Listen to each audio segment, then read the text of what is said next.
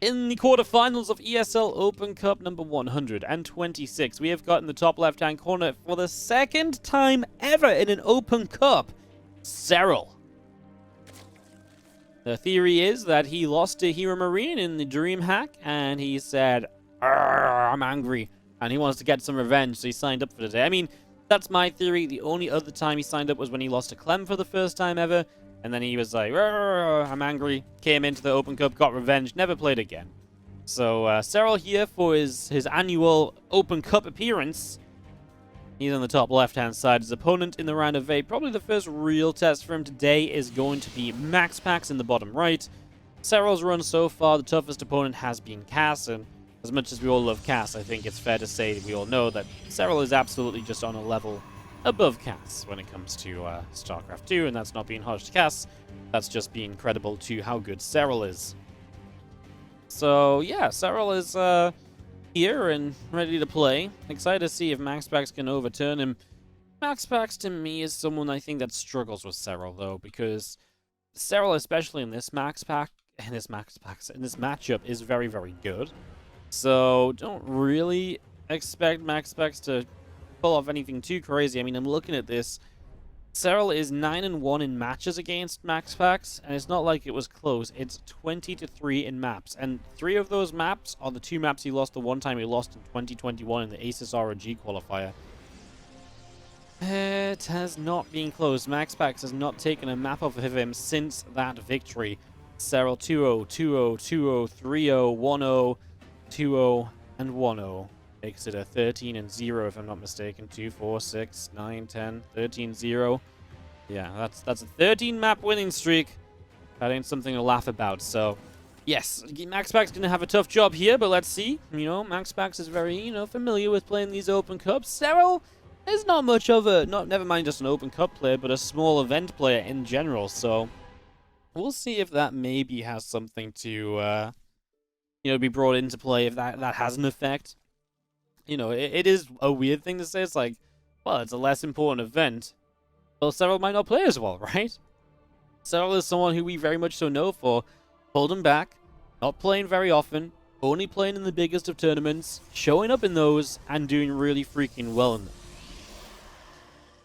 The probes get into the natural mineral line, and the Zergling is going to hop up into the main base as the single adept is going to shut this down eventually, but not before the Ling has already seen the Stargate. It's a great early game scout from Serral.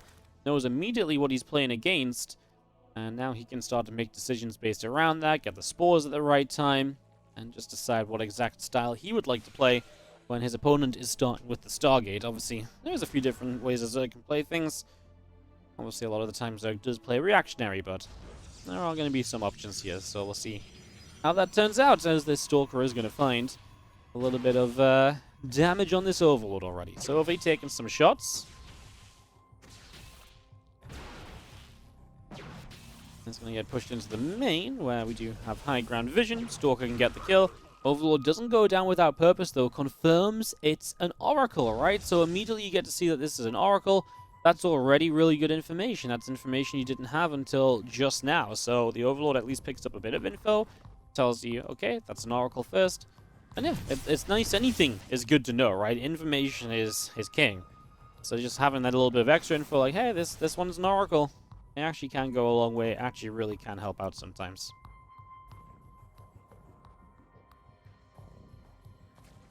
Second Oracle is going to be pumping, and we'll see if we're going to stop at 2 or go to 3. 3 has been actually definitely a bit of a trend lately, although mixing in 2 Oracles has also been fairly popular.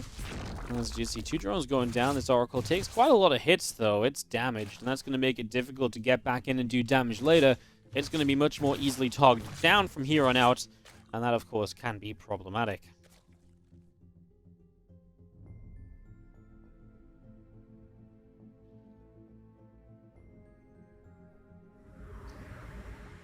Oracle's back down the bottom, few Lings out the right-hand side. Twilight Council and Forge building from MaxPax in the natural. And a third Nexus is already online as well, remember, so he is just going to show us a little bit more of what he was trying to play against Ratata. And that was just very heavy Blink Stalker pressure, adding on the Zealots from there, and just keeping to that high gateway unit count. It's the new trendy way of playing PvZ, and it's been really fun to watch. You know, from a viewer's perspective, give me this every day of the week compared to old school PvZ. I saw Zombie Grub writing about it earlier, so I don't know where, but maybe on Twitter or something, but she compared it to, like, it feels like TvZ, and it kind of does. Just a lot of units, a lot of keeping up with production, splitting up armies, splitting up harassment, dealing with that on the other side, trying to counterattack around this swarm of units. Like, it does have that kind of feel to it, and maybe that's what I love, because I think TvZ has one of the most fun ways of playing out in all of StarCraft 2, for sure. And this new style, like I say, it's got some of those similar feelings, right? It gives a similar vibe to that kind of, yeah, TvZ kind of feel. So I'm all down for that. And let's see how exactly MaxPax goes about this. There's all those gateways coming up. We are going to grab a couple drones, adepts into the natural. Gonna get 4 drones here, in fact. So 4 drones going down, 6 drones going down. Oh my god, 7 drones going down, 8 drones going down. It's the oracles that come back in for number 8, though. So 7 drones off the adepts, and that's a mistake from Serral, no doubt about it. And that's not, you know, letting a couple of adepts sneak by, whatever. But this is a lot of creep. He will have seen those coming. To let 8 drones go down from it, or 7, that is obviously unlike Serral. So that is really good damage from MaxPax. That sets him up in a great place. Let's see if it's enough to overturn the power of Serral in the ZVP matchup. Spire is in production from Serral as well, so getting that online. The Roach is still coming through, the Roach speed and +1 missiles, and the Baneling Nest is now building as well, so just improving his army across the board, plus the Spire. The Spire might seem weird, it's like, well, he's massing Stalkers, +1 Blink. Can meters be good? Yeah, because they can force units to look back home. This style from MaxPax really wants to, you know, get units on the other side of the map and keep units on the other side of the map.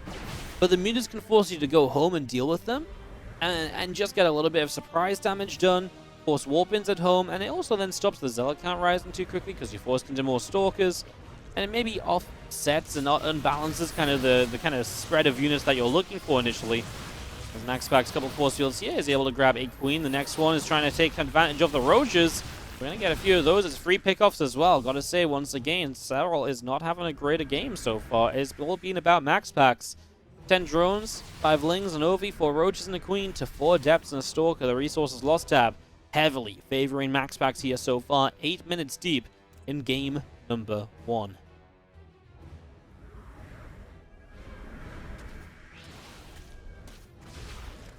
We're going to be seeing the rest of our Stalkers coming through, the couple of Sentries as well, and we will see a Revelation going down, hitting the Lings.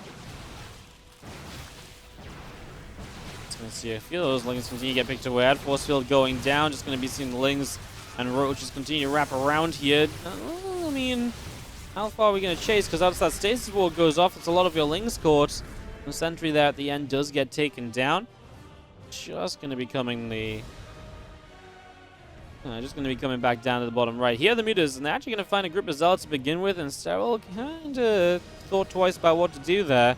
I wonder if on the minimap he just thought it was Stalkers immediately, so he was like instantly like trying to pull them back, and he's like, oh, just Zealots, actually I can turn them back around, keep them moving. Straight in for 4, 5, 6 workers, but again, it's putting a defensive twang on now what MaxPax is doing. He has to keep some units at home. Those meters can continue to dart in and out. And look at this, Serral's going to find his way around that MaxPax army. Going to find the 4th base. One of the big parts of this style from MaxPax is the huge work count and the huge base count you play with. But if Serral can circumvent the army and just shut down a base, that's going to take a lot of production away from MaxPax, because the economy just isn't going to match what he's hoping for it to be. You're not meant to be taking damage economically because you're meant to be the aggressor. You're meant to be keeping the Zerg player at home. Well, that didn't happen here. Now, a few Zealots across the map have gotten rid of a chunk of Queens, so that is a victory from MaxPax at the same time. Serral is retreating back to the northern side of the map now. The final Zealot goes down. It took a long time for those Zealots to go down. They must have had a pretty good time against the Lings as well that showed up. They do have +2 attack. They've got +1 armor. They're pretty darn tanky, in fairness. No melee upgrade, obviously, for the Lings. Not just yet, at least, but we're on our way there, as MaxPax is going to come forward and fight again. +3 attack on the way also. On the top side, a few Zealots are going to dart on by and start to work their way through onto that hatchery. Roaches and the Ravagers still pressing forward, and just going to see a couple of these Zealots going down as well. And these Banelings are forced back by the Stalkers once more.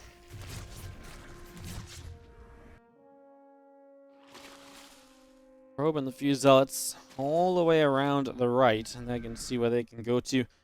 If there's anything they can make happen.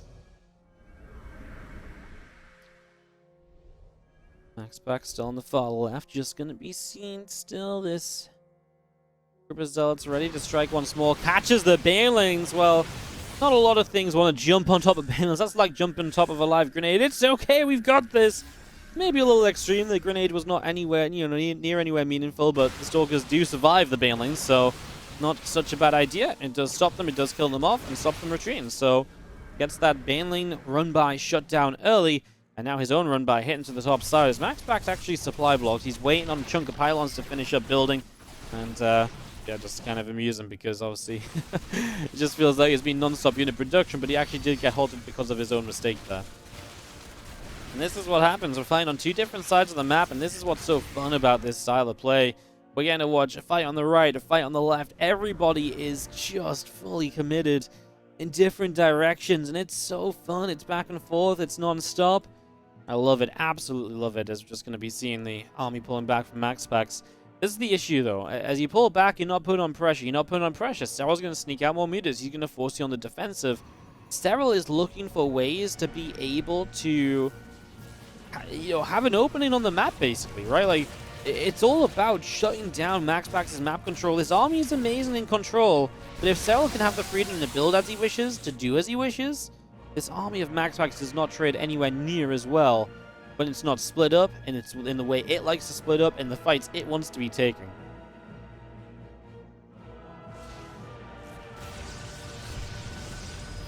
Bottom left, the meters do come through, and they get a cannon.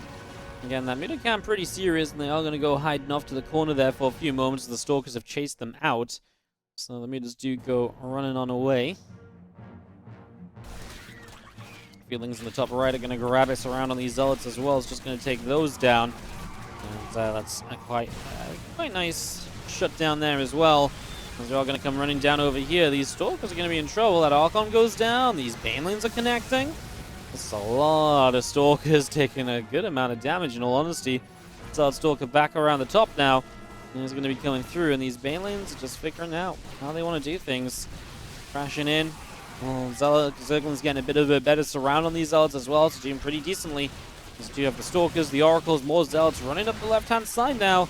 In they go, looking to play this left side of the map. And they get rid of this hatchery, as Serral is pretty quick to run down here. He's getting through the Zealots. Now he's on top of the Stalkers. That's why you've got to blink back. That's why you've got to get away from this. Serral only has 63 drones, so his economy is not insane. Although he's taking down the tech units especially, and he's getting lings on top of Stalkers that have already blinked, but I am worried about the 63 workers. To me, that doesn't stand as enough. He doesn't have a bank to play with. He doesn't seem to have enough income to rebuild off the back of some of these fights. And MaxPax does, because he's gotten these bases back online, mining once again. He's playing in 5 base, going up to 6 base game at the moment. The meters will counterattack one more time, but yeah, I feel like Serral needs to stop, get a round of drones out. His army supply is huge, but the problem is this army is not replenishable. And one of the major things with Zerg, it's so hard to play an army that isn't replenishable because it's just not how Zerg armies work. Zerg armies are meant to be replenished. They're meant to kind of die and rebuild again. Yeah, maybe not like Infesta Broodlord, but we're a long way from that, right? This is a Lairtech army. Lairtech armies 100% die, rebuild, go again. That's their strength. That's their forte. That is not where we are at right now with 60 drones on the map. A few more mutas coming through. I just can't imagine that Serral's going to get it done with like one big fight or anything, no? I just can't quite imagine it.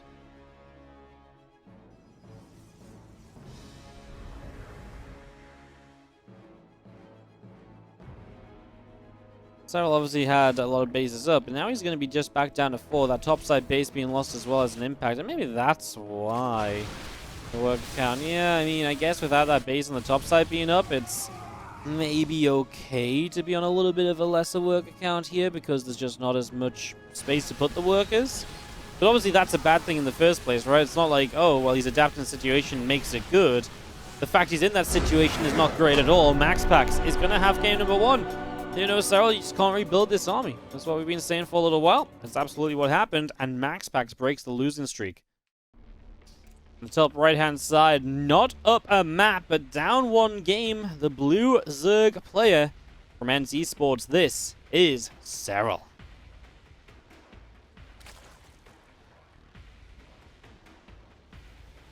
Bottom left, Red Protoss play. He made it work. I was a little bit worried. It felt like he was giving a bit too much room to the Zerg, but it actually was still fine for him. He was able to pull it back.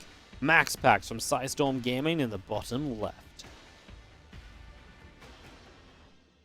Alright then, MaxPax.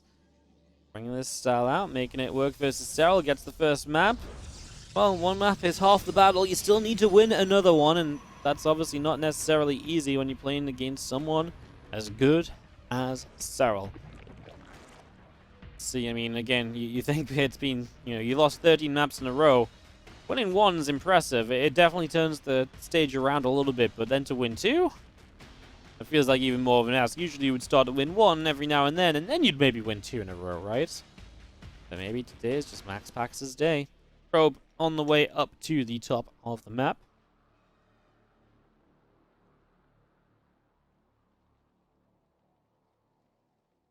As we move on up and get that going. Look to see just what is going to be going on.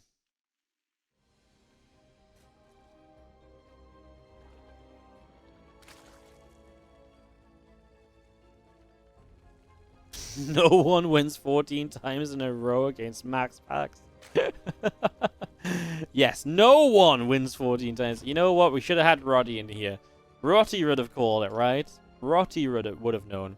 I'm pretty sure Roddy said that actually during the Cast of Civil War, where Serral beat MaxPax twice on two separate occasions in the groups and in the playoffs. So, yeah.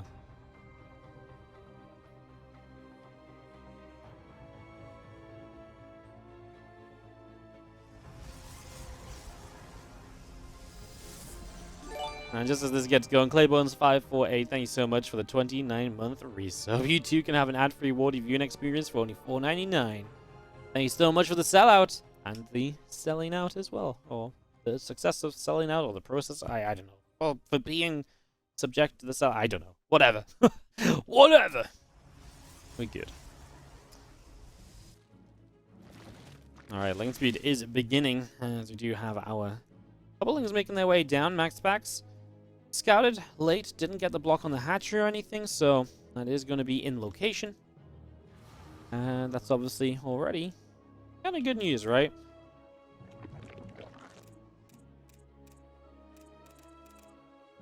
Let's head up to the top of the map here, and we'll be on a little bit of a journey as well. See if there's anything they can make happen in the natural. Drones, you need some mining support? No? Okay. How does the style of MaxPax work out on this map then? Honestly, pretty similarly. You've definitely got that kind of left versus right dynamic, easy to kind of force the Zerg army to split against you. A lot of choke points as well, which I think more limits the Zerg. I mean, obviously you want to get your Zealots in as well, but when you're starting to split the armies up, the choke points will generally limit the Zerg armies, which are typically just going to be that little bit larger. It gives you ways to back away more easily, positions you can run from more easily. So yeah, overall, I think it's going to play out just fine if that's how MaxPax wants to play again. Would not be too surprised if works in game number one. It's a style he's been playing a lot of. Why change it up right now? Well, obviously for the sake of variety, can definitely be a pretty good argument, but yeah, I don't mind the idea of just seeing MaxPax kind of do it again. Then maybe see what goes wrong, and then maybe change up for game 3. Could be very map dependent as well. You might just say, well, I'm going to do it on hardwire no matter what. I like it on this map, and then game 3 is actually a better map for me to switch up on completely. So let's find out, as it is going to be, a second Stargate. So he's going to switch it up completely, my friends. So yeah, I didn't mind the idea if he wanted to do the same, but he's going to switch it up already. I think overall, I do think I like that a little bit better. It's the Fleet Beacon as well, and he's going to bring out that build that he did against Ratata in the previous series to Stargate Carrier, right? So it's a carrier rush, and again, I was saying when he was playing against Ratata, I was like, geez, this is like a throwback to 6 months ago. We've not seen this build in a long time, just using the Fleet Beacon initially for the 2 Stargates to power up. You get a couple carriers, you get 2 more, and then you're already on the carrier force, and then you kind of work backwards. You've already got the tech units, then you work into the ground army to support them, while the carriers go across the map and harass. They kind of fill the role of like a battlecruiser in TvZ, as that's a dead Oracle for drones, but dead Oracle still hurts a little bit. They kind of fill the battlecruiser role from TvZ, where the BC can show up, be annoying, and boom, teleport home if needed. If these carriers are in trouble, they just recall home.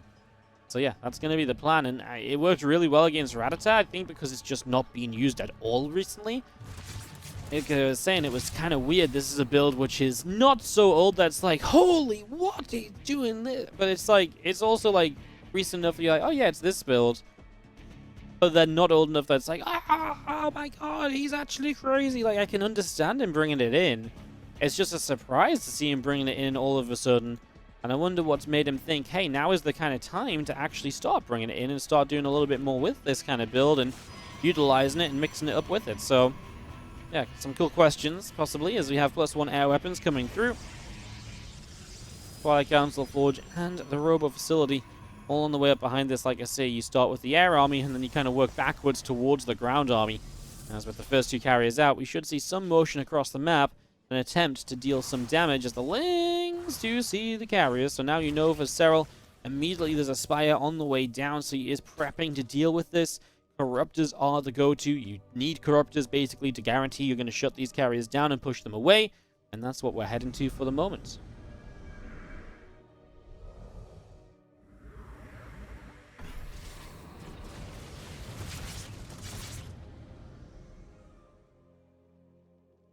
Queen's in position immediately, and this is... I feel like this is where Serral is very good. He knows when to get units in position, he knows where to have them.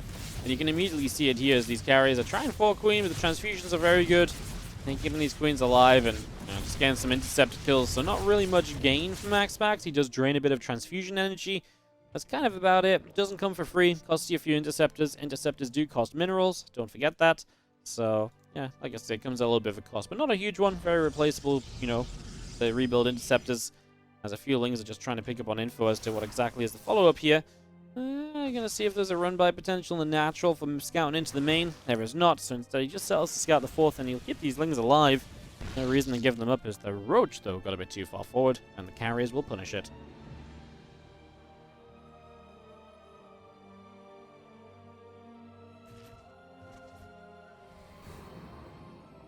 Oracle comes out, just going to drop the Revelation down. Queen taking some hits, more Zerglings heading down to the south. Carriers are going to turn in, and Ling's going to take quite a bit of damage there, more or less straight away. Going to see another Stasis Sword going down as well. And Serral is actually just going to pull the Queens, and he's going to pull the Overlords with the Queens to creep spread so you can transfuse, and he's just going to go to kill him. Serral's like, you want to pull out builds from a little while back? So will I. This is the Queen Walk. And obviously nowadays you do have to bring your own creep spread with the Queen Walk to make sure it works. But the Ling sets off the Stasis Ward already. Serral setting up for this big attack right now.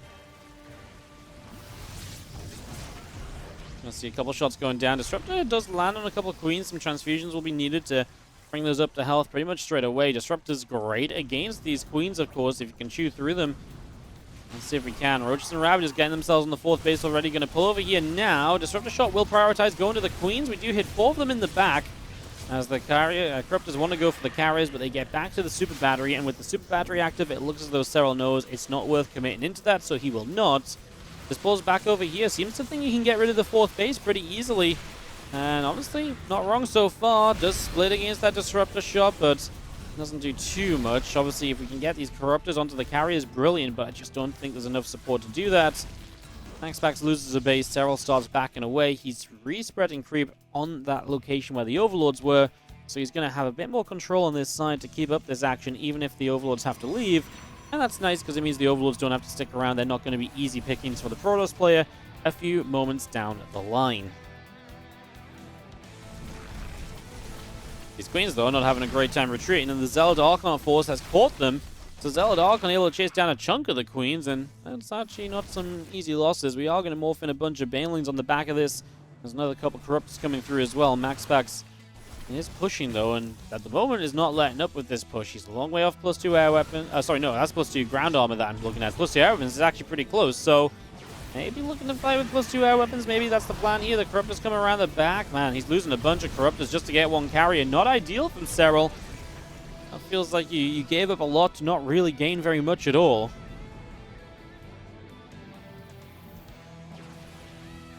A couple of interceptors will launch out, and we do have MaxPax very confident to stay out over here, right? He's not been pulling back at all. Disruptor shot first goes to the right side, hits a few banelings. Force field's a little bit messy though. However, that disruptor shot was going right towards the units that were stacked up on the force fields. Serral is diving all the way through. He knows the prism is a prime target. Shut down the warp, and no reinforcements into the fight are allowed. And now we're working our way through these carriers. Unfortunately, not a lot of corruptors left. And we'll just have to pull back to deal with some of the zealots. Both players with reasonable losses on the tail end of this. Resources lost favors MaxPax significantly, and he's also on more workers. And okay, recently Serral has been mining more. That's obviously really losing that fourth base, I think, for MaxPax. But getting that back online, maybe that will even out. We'll keep an eye on the income and let you know if anything serious is changing. Let's have a look now, actually. MaxPax definitely improving a little bit on that. Serral is immediately across the map and immediately gets himself a cancel on this Nexus. Fix that down straight away as we do come through and fling Roach Ravager. Looking to chew through this group of zealots. Archon eating a corrosive battle as well. Disruptor shot isn't able to connect, and the corruptors are making a play for this Nexus. Super battery is the right call. Try and keep it alive. I mean, there's just no anti-air nearby those. It doesn't matter how much time the super battery keeps it alive for. If no units show up, it just doesn't matter. And this is Serral basically putting MaxPax all in. He's saying, hey, look, you come across the map, you try and kill me right now. This is pretty much the only thing you've got, right? Like, is this army or die trying? So Serral, let's see if he can clean it up. It's not a good start for Serral. It's a massive disruptor shot in the face to begin with. Next disruptors are okay. That one was kind of a little bit in the wrong direction, I feel like. The few corruptors that remain going after these carriers, both players are losing out big time. MaxPax has a lot of money to spend to rebuild with. Obviously, a lot of his reinforcements come slowly in terms of tech units, but if he can just overwhelm with ground units right now, MaxPax might be able to do this. He's got the Zealots running on forward, the Archons in support. Carriers are playing here as well, and just continue to pick their way through this base. The few links coming in. Serral doesn't have enough. MaxPax says, no! You're not an ESL Open Cup Europe player. You play in the big tournaments. You go away. You leave this tournament to us. Serral, get out of here. I'm MaxPax. And I'm protecting this tournament for HeroMarine and Clem. Maybe they'll let me win one of them again sometime soon. GG's, MaxPax. 2-0 against Serral.